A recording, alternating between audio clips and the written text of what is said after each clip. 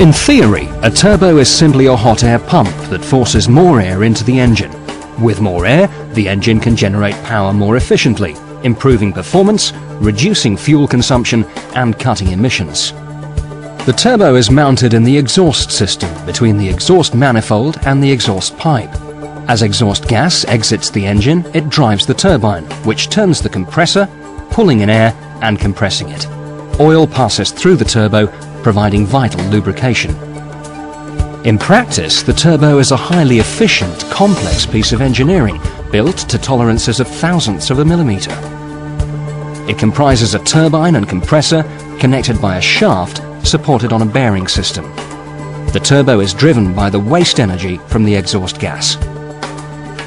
The exhaust gas enters via the turbine housing, turns the turbine and leaves through the exhaust outlet.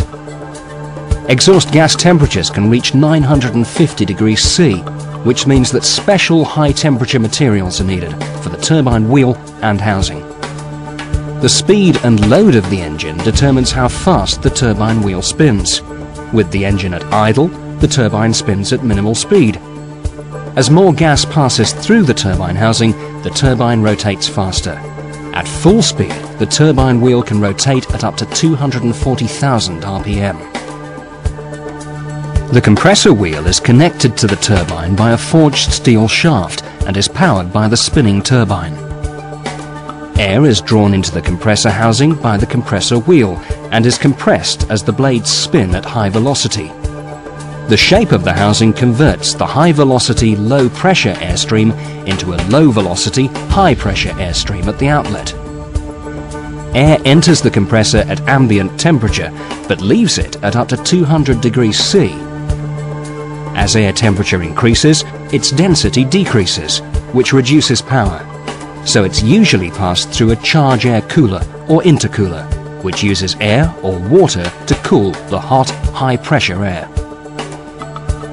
The forged shaft linking the turbine and compressor runs in a bearing housing, lubricated by oil from the engine. The oil is fed under pressure into the bearing housing to the journal bearings and thrust system. The oil also acts as a coolant, taking away heat generated by the turbine. The journal bearings float on a film of oil between bearing and shaft and bearing and housing. The clearances for these oil films are critical. At both ends of the bearing housing are unique oil seals. Totally unlike normal engine oil seals, they're specially designed to cope with the turbo's extreme temperatures and